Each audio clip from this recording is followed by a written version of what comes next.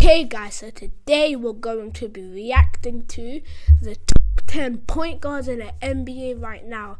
And I want to hear your opinions on this. I want to thank you for the views on my last video, all of that. And let's get straight into it.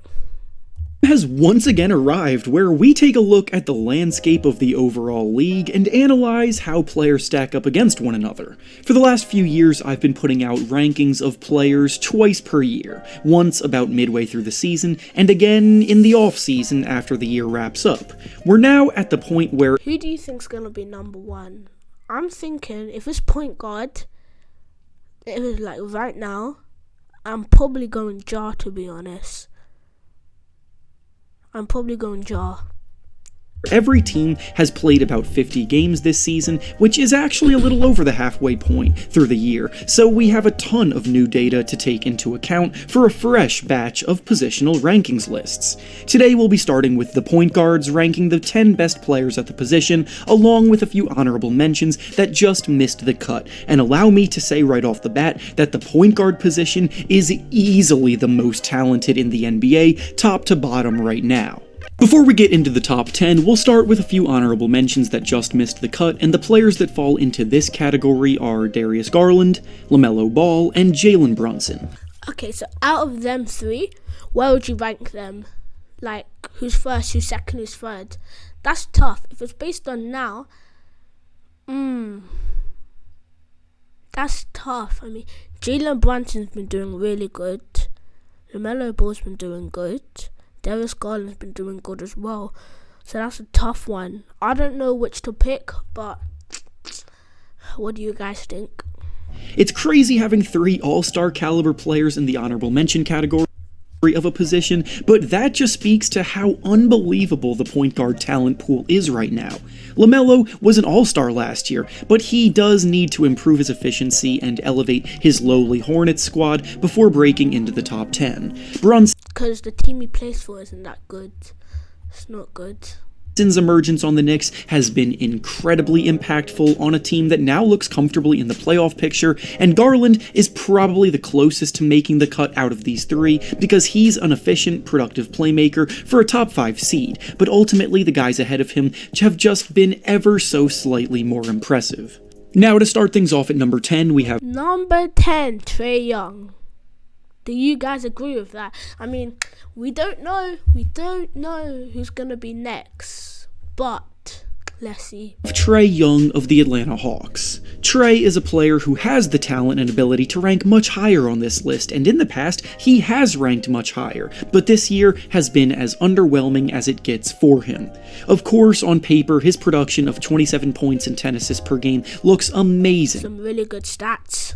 But he's shooting the ball below league average from both the field and from 3. He is the worst defensive player on this entire list. His Hawks team has been incredibly underwhelming this year, due in large part to Trae not adjusting his game to the new makeup, and there have been reports of people saying within the Hawks locker room that they're not the biggest fans of playing alongside him.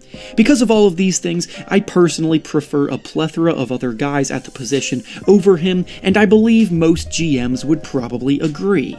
Next up at number 9, we have De'Aaron. Based on this season, just based on this season, do you think De'Aaron Fox is playing better than Trae Young? I mean, I love watching De'Aaron Fox right now. I mean, the way he has that speed, can finish through the contact, he's getting better at shooting.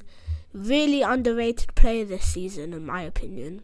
Fox of the Sacramento Kings. The Kings are one of the best stories in the NBA this year, as they're not only on track to end their playoff drought that has lasted since 2006, but they're also doing so in a pretty dominant fashion, currently sitting in 3rd place in the Western Conference.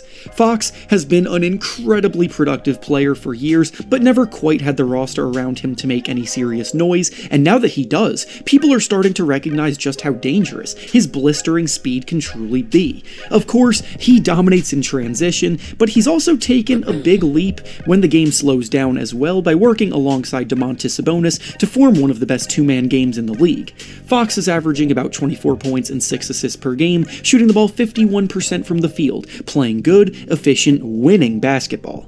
Next at number 8, we have Tyrese Halliburton. Tyrese Halliburton. is a beast right now. So do you guys think that Halliburton's playing better than De'Aaron Fox? In my opinion, I think it's very close. But I love watching both of them. They're really talented, in my opinion. Halliburton Pacers. We started to see Halliburton break out last season when he first arrived in Indiana, and now this year in his first full season on the team, he's proven to be one of the best there is at the position. The Pacers were written off by pretty much everybody before the year as a team, and they were assumed to have been rebuilding and would be at the bottom of the standings, but Halliburton did not let that happen, as they were comfortably in the playoff race when Halliburton... Yeah, Halliburton is very underrated. He can shoot, he can finish, he can defend, and he can pass. All around threat right there. Was healthy, but unfortunately he suffered an injury and has missed the last 10 games, and without him, the Pacers fell off a cliff, losing 9 very crucial player for them. of those 10 games, which only further demonstrates his value. Halliburton is a model of efficiency as a scorer, putting up 20 points per game, shooting the ball 48% from the field and 40% from 3, and he's also second in the entire NBA in assists, dishing out about 10 of them per game too. Up next at number 7, we have Shai Gilgeous. Only 7th. Like 31 points per game, 6 assists. He's been a beast this season for OKC. My man went from here to here in just one season. He's been playing amazing. Alexander of the Oklahoma City Thunder. SGA only 7th. is someone I firmly expect to continue to fly up this list over the next year or so, but I don't want to jump the gun too quick with him. He's scoring about 31 points per game while dishing out 6 assists. He's doing so incredibly efficiently, making 51% of his shots, and he is the engine that makes the Thunder go. The Thunder have been far better than anybody expected them to be so far this year, and it's largely due to SGA's ability to carry such a heavy load on a nightly basis. Next up at number 6, we have Damian Lillard at 6. His past few games have been really good. Him or Shai though? Currently, him or Shai? It's tough. I mean, Damian Lillard is obviously the all-time better player, but I don't really know about that question. Damian Lillard of the Portland Trail Blazers. Dame has returned to form this season after a bit of a down year last year riddled with injuries, but it hasn't been enough to keep the Blazers afloat in playoff contention to this point. He's putting up about 30 points and 7 assists per game, but the Blazers are all the way down in 12th place in the West. Yeah, he needs some better players on that team. I mean, he does have Anthony Simmons and Jeremy Grant, but they're still growing. Western Conference standings, despite getting big seasons from Anthony Simons and Jeremy Grant alongside him. Exactly. The team has a lot of holes, Lillard included, and offensively, the team has not been able to make up for those deficiencies. Up next at number 5, we have Kyrie Irving. We all know he plays for Dallas now, but Kyrie Irving at 5. Him or Damian Lillard this season? I don't know. But I'm kind of excited to see this duo between him and Luka Doncic, to be honest. Of the Brooklyn Nets. Irving has finally strung together a consistent stretch of play after a few up and down years, and as a result, he's back performing at a truly elite level that got rewarded with a nomination to start in the All-Star game this year, putting up 27 points and 5 assists while shooting 49% from the field and 38% from 3. He's someone with every trick in the book at his disposal that he uses in a way where he still converts at an impressively efficient rate. The best of all is he's contributing to a Nets team that is firmly in contention, which is meaningful after some bumpy years in Brooklyn prior to this. Next up at number 4, we have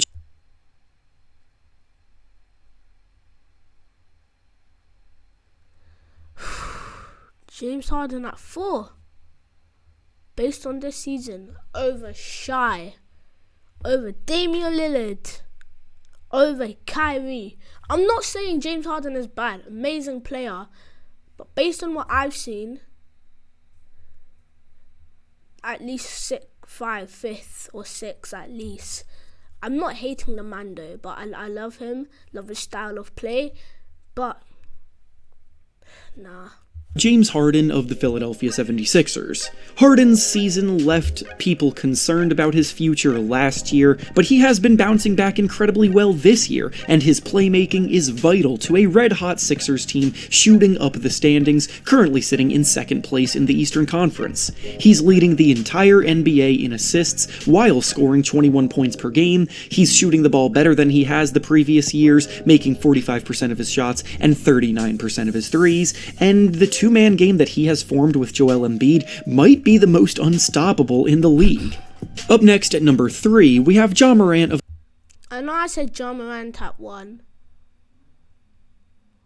but I wonder who the last 2 are going to be. Ja Morant's been a beast this season. Love watching him play. He has lots of athleticism, lots of energy. He's very energetic. I just love watching him play. I bet he can dunk. I bet he's probably already dunked on every team right now. Of the Memphis Grizzlies. Morant has gotten better and better every year in the league, and this year his growth has come as a passer. He's still a human highlight reel trying to put anyone and everyone on a poster, and his athleticism can definitely overwhelm you, but this year he's averaging a career-high 8 assists on top of that, playing smarter and getting his teammates more involved. This development is a Ja Morant, very crucial player for the Grizzlies. Big reason why they're in second place in the Western Conference and look as good as anybody this year. Up next at number 2. Who's number 1 that I'm not thinking of? It's probably someone very obvious, but I'm not thinking of him. Steph Curry. He's been good, yeah, but he's been injured. I know he just come back. Number 2 though. I know he's just come back. Give him a bit more time to prove himself to get that spot back. But let's see. We have Steph Curry of the Golden State Warriors. The top 2 at the point guard position both have strong arguments for taking the top spot, and Curry is definitely the more accomplished player, but in terms of who is the better player right now, Curry comes up just short. That's not to say that he hasn't been sensational, because he's putting up about 29 points and 6 assists per game on his typically insane stats. Efficiency, and he is the best shooter of all time for a reason, but the Warriors have been as underwhelming as it gets so far this season, and the guy at number 1 has been doing a lot more with a lot less. Which now brings us to the number... How have I not been thinking of him? Luka Doncic. How have I not been thinking of him? Oh my gosh.